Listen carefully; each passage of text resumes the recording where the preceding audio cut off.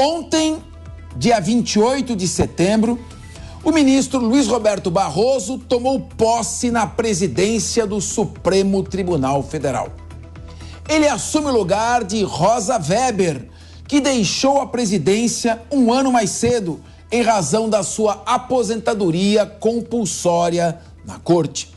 Com os chefes dos poderes legislativo e executivo ao seu lado, Barroso afirmou que pretende intensificar o diálogo da Suprema Corte entre os poderes e com a sociedade.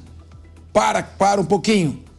Então, uma sinalização de que o presidente do Supremo Tribunal Federal, chefe maior do Poder Judiciário do país, pretende estabelecer uma relação harmônica e de diálogo com o Poder Legislativo, num momento em que há uma enorme tensão e um grupo de deputados se articula para propor uma PEC polêmica que pretende suspender decisões do Supremo. E nós vamos aqui conversar com o deputado que está articulando esta PEC. O deputado Domingos Sávio, que vai entrar conosco daqui a pouco. Além disso, ele rebateu as críticas feitas às decisões da Corte e diz que nenhum tribunal no mundo decide sobre, abre aspas, tantas questões divisas na sociedade, fecha aspas. Por fim, Barroso defendeu a igualdade e falou que um de seus objetivos será a ampliação de mulheres e negros nos tribunais de justiça do Brasil. Vamos então iniciar esse debate. Eu vou começar aqui com o nosso querido Nelson Kobayashi. Serenidade, ponderação e conteúdo na mesma pessoa. Generosidade. Querido Nelson Kobayashi, o ministro Luiz Roberto Barroso tem uma competência constitucional indiscutível. Premiado do ponto de vista acadêmico, pós-doc em Harvard, tem doutorado, procurador do Estado antes de ser ministro do Supremo, escreveu sobre a nova Constituição Federal, foi o primeiro, ao lado do Ives Gandra Martins e Celso Bastos, saudoso, a escrever sobre a nova Constituição. E ele tem uma visão que me parece sofrer influência do sistema saxônico, da common law, que nós não temos leis escritas.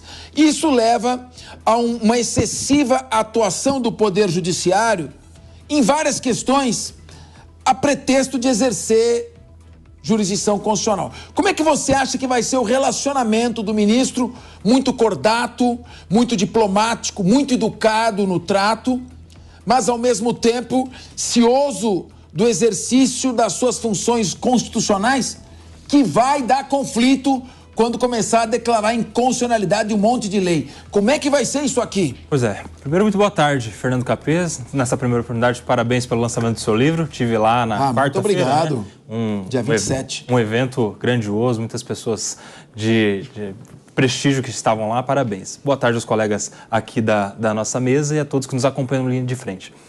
Em relação à posse do ministro Barroso, a gente espera que seja de acordo com o discurso, porque o discurso é harmonioso, é um discurso que prega paz, um discurso que prega pacificação, em especial nessa relação institucional conflituosa que vive o Supremo Tribunal Federal.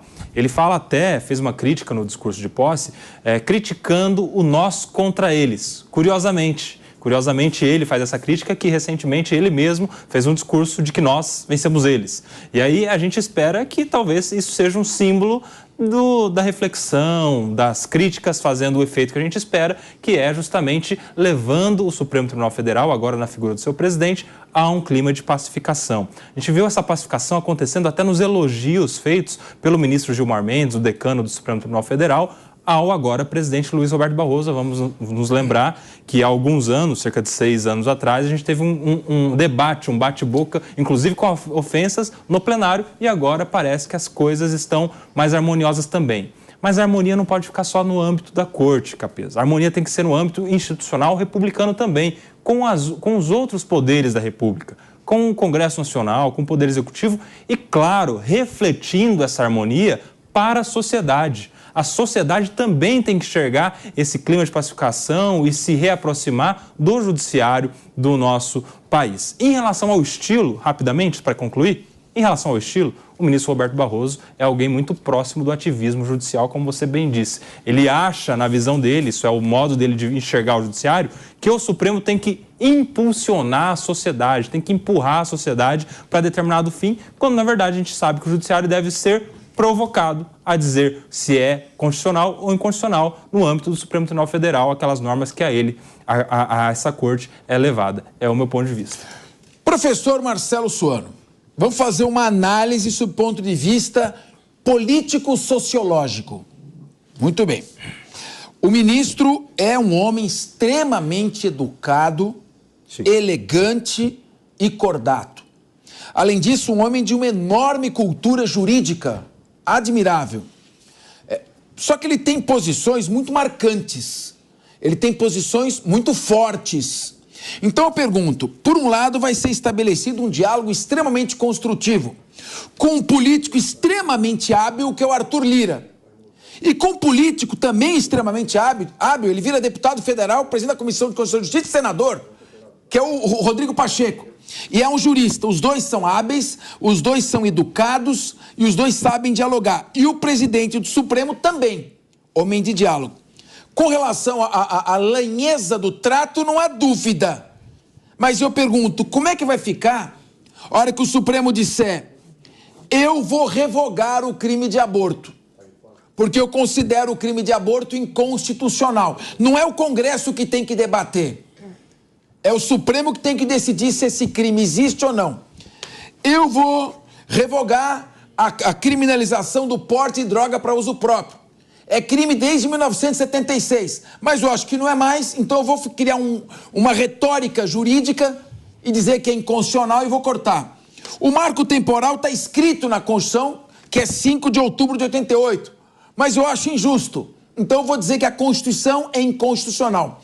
Quando estas decisões começarem a ser pautadas e começarem a ser decididas, vai haver aquele tipo de tapas com luva de pelica.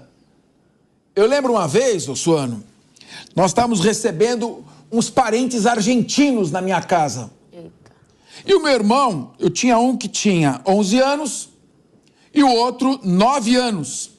E era o mesmo quarto, dormia as duas primas. Uma já tinha lá seus 90 anos, a outra 70. As duas dormindo no quarto e nós três, numa escadinha, 13, 11 e 9. De repente eu estou dormindo e começo a ouvir aqueles barulhos. Vou fazer a sonoplastia para quem está ouvindo no rádio. Meus dois irmãos se desentenderam e estavam trocando tapas na cara, mas em silêncio. Ninguém ouvia um grito. Você acha que vai ser uma briga de tapas de luva de pelica nessa discussão, Suano? Bons tempos, hein? Que isso existia, que você vê. A família regulava, educava e as pessoas resolviam o problema inteiramente. Isso é maravilhoso. Na hora. Bom, inicialmente, uma boa tarde, Capês, boa tarde, Diego, boa tarde ao Nelsinho, a Dani, a essa produção maravilhosa. Hoje meu abraço vai pro Eberley, que eu cheguei aqui a cara do Tiãozinho Macalé. Tô melhor, continuo o Tiãozinho Macalé, mas tô melhor com o cabelo que ele fez. Obrigado, Eberley. E um grande beijo para toda a população que nos acompanha, essa audiência maravilhosa. Veja, eu vou pegar alguns elementos a partir do que... Olha, interessante, o Nelson trouxe um ponto que é essencial em função da elegância que existe no ministro Barroso. Ele parece que ele vem para pacificar, ele quer realmente, mas existem alguns elementos contraditórios. Você trouxe isso. Eu acho isso muito legal. Tem algo que, para mim, eu acho que é o mais importante. É muito estranho que alguém que vai assumir a presidência do Supremo Tribunal Federal faça um discurso político. Porque ali não é que foi, praticamente foi um discurso político partidário, quase que ele está dizendo assim, se houver um partido que se adeque àquilo que eu sou, esse é o meu partido, mas conosco ninguém podosco, eu estou acima, inclusive, dos partidos, porque é um discurso. Uma vez eu lembro que eu falei, inclusive nesta casa mesmo, que um grande sonho que eu tinha era que juízes se manifestassem pelos autos.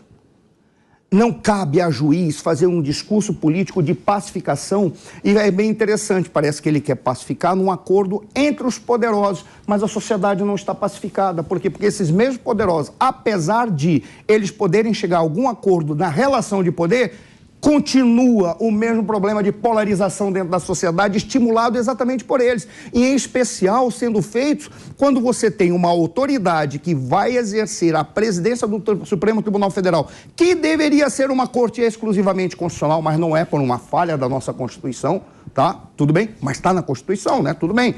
Ele simplesmente manifesta as pautas que ele tem, se relacionar com a sociedade. Não é papel do Supremo Tribunal Federal se relacionar com a sociedade. O papel do Supremo Tribunal Federal é, uma vez provocado, primeiro, evitar o ativismo judicial. Segundo, ele evitar o consequencialismo jurídico, mas uma vez provocado, verificar se é constitucional ou não, e se não for constitucional, manda para aquele espaço onde a lei deve ser construída, que é no legislativo, ao invés de tomar posturas, posições que acabam atrapalhando, inclusive, a ordem jurídica. Agora, Diego Tavares, como é que vai... O Congresso Nacional está ameaçando, alguns deputados pelo menos, a frente parlamentar do agronegócio, outras frentes parlamentares estão se articulando para criar obstrução à votação de projetos de lei se o Supremo Tribunal Federal continuar com o que eles chamam de ativismo. Uns dizem que é ativismo,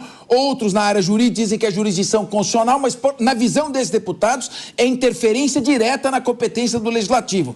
Como é que você vê o fato do ministro manifestar esse desejo do diálogo, mas em contrapartida o Supremo continuar revogando leis sob o argumento de que são inconstitucionais?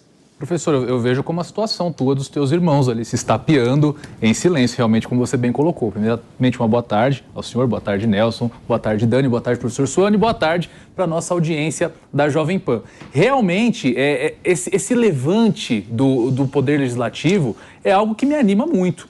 Sinceramente, porque nós vivemos, sim, uma crise de ativismo judicial. E se o ativismo judicial pudesse ter um pai dentro do Supremo, seria certamente o ministro Barroso, que, como nós dissecamos aqui, tem na sua personalidade, tem no seu DNA essa vontade de que o Supremo seja o grande propulsor das discussões dentro da sociedade. Veja só, ele mesmo elogia, ele trata como elogio, que eu acho que é a maior falta de virtude do nosso Supremo Tribunal. Ele diz que nenhum tribunal no mundo decide sobre tantas questões de vida da sociedade, quando o Supremo Tribunal Federal deveria se ater somente à guarda da Constituição, a dizer aquilo que é constitucional, aquilo que não é. Nós vemos uma posição totalmente contrária. E isso tem muito a ver com o perfil dos ministros. E destacando novamente, o ministro Barroso tem isso entranhado no seu DNA. Essa vontade de interferir realmente nos grandes temas.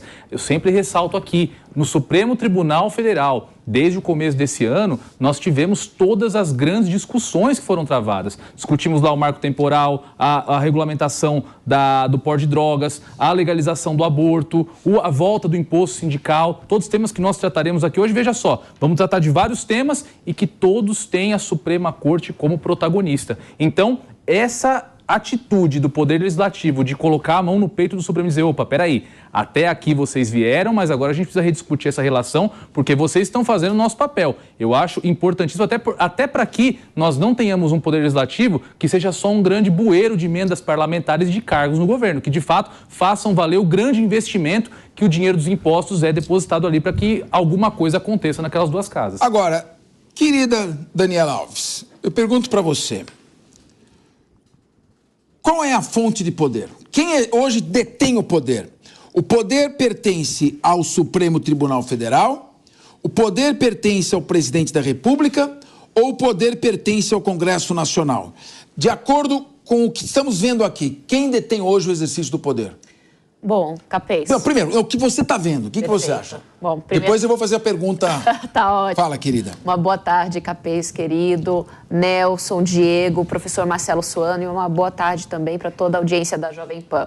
Bom, na minha percepção, hoje, quem detém o poder e está exercendo ele, extrapolando as suas prerrogativas e as suas funções, é o STF. Então me permita interromper você para completar a minha pergunta, que era duas partes. Tá, vamos lá. Era a primeira parte, agora vem a segunda. A Constituição Federal diz o seguinte, você falou que quem detém o poder é? O STF hoje. A Constituição Federal diz o seguinte, estou lendo aqui. Perfeito. Todo poder emana do povo que o exerce por meio de representantes eleitos. ou diretamente com alguns dispositivos, como, por exemplo, a proposta popular de voto, de alteração da Constituição ou lei, nos termos dessa Constituição. Então, o poder, a fonte originária do poder, Perfeito. desde a Revolução Francesa, desde Rousseau, é o povo. Só que o povo não pode exercer diretamente, então ele exerce através de como? Do voto. Perfeito. Quem toma decisões políticas em nome do povo é quem o povo votou. Exatamente. Então, como é que você vê essa questão de leis que foram votadas pelo povo, através dos seus representantes, serem revogadas sob uma argumentação jurídica? E até que ponto isso vai levar a um conflito, hora que o Congresso Nacional tomar vergonha na cara e começar a reagir? Bom, Capês, seu raciocínio foi brilhante. Também considero dessa forma, e aí eu vou desdobrar esses pontos que você nos apresentou. Em primeiro lugar, bom, o poder emana do povo. O porquê nós não vemos isso traduzido de forma prática, eu vejo em primeiro lugar, nós podemos colocar na conta do próprio Congresso Nacional, não é, que não agiu institucionalmente da forma como poderia e deveria, não é? E, além disso, nós não temos instituições que se desenvolveram para que o povo pudesse efetivamente, não é, participar controlando os seus governantes, porque essa é a grande questão. Ora, se a população não tem como controlar os governantes, não é, aqueles que são eleitos, como efetivamente esse poder vai emanar do povo? O poder emanando do povo, ele não pode se restringir ao voto. Nós precisamos ter meios para controlar aqueles que chegam no poder. Porque quem chega no poder está preocupado em manter o seu poder, não está mais preocupado com a população. Essa é a realidade. Não adianta eu colocar aqui um discurso para todos e falar, bom, aqueles que estão no poder deveriam olhar para as necessidades da população. Óbvio que deveriam. No entanto, se institucionalmente nós não tivermos uma estrutura que a população possa efetivamente controlar os seus governantes, a partir disso, nós não temos como efetivamente ter representantes que vão trabalhar para a sociedade. Agora, Dani, Suana, eu te falo o seguinte, o Congresso Nacional é desunido. Sim.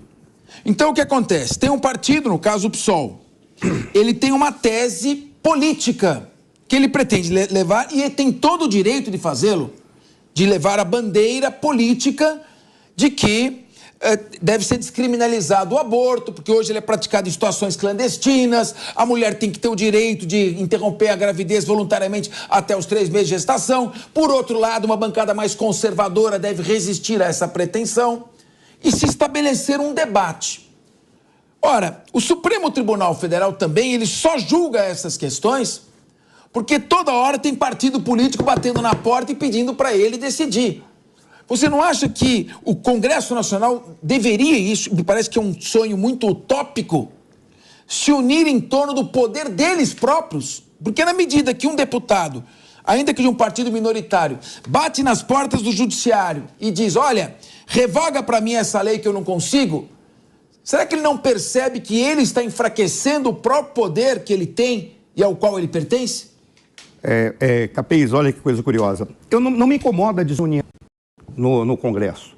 Por quê? Porque o Congresso ele recebe indivíduos que representam perspectivas distintas. E que isso aconteça. O que me incomoda é fazer uma união ou buscar uma união corporativamente para enfrentar uma outra corporação.